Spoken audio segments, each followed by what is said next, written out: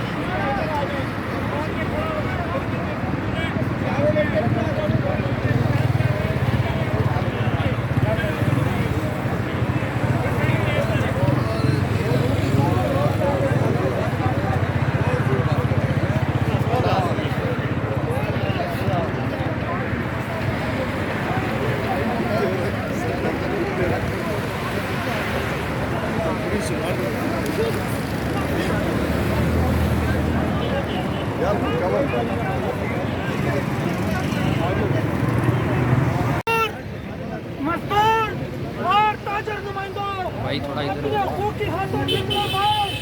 मुझे ये समझ नहीं लग रही कि साखदार साहब एक तरफ प्रेस कॉन्फ्रेंस कर रहे हैं कि मुल्क दिवालिया होने को जा रहा है और दूसरी तरफ एक इतने बड़े इस्लामाबाद के शॉपिंग मॉल को बंद कर रहे हैं।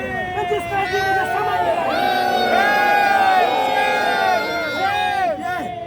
मोहतरम साखदार साहब, शहबाज शरीफ साहब, जो लोग आज सुबह से जिनका करोड़ों का नुकसान हो चुका है, उनके जिम्मेदार कौन है? उनके बच्चों की रोटी का जिम्मेदार कौन है? आप मुल्क के हुक्मरान हैं या सियासी यहाँ पे लड़ाई लड़ रहे हैं। अगर आपको इतना सियासत करने का शौक है तो सरदार तनवीर इलियास के खिलाफ अपने एतमाद लेके आए, उसको सियासी तरीके से पीछे करें। इस तरह ना करें कि यहाँ गरीबों का नुकसान हो। यहाँ गरीब लोग जो घर से निकले थे उनके घरों में कितने ख्वाब होंगे कि मेरे वालिद साहब, मेरे भाई यहाँ से सुबह 1000 या 1500 की गाड़ी लगा के आएंगे, हम आटा लेंगे, हम चीनी लेंगे, हम पत्ती लेंगे, हम घर के अखराजात करेंगे। मुझे ये बताएं, जब उस शाम को घर थके आ रहे यहाँ पे इhtजाज करके जाएंगे तो आपको गालियाँ पड़ेंगी या क्या होगा?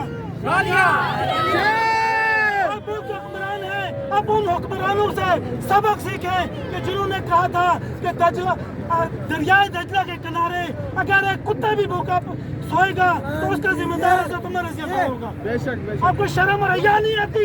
आप मुसलमान मुल्क में हुक्मरान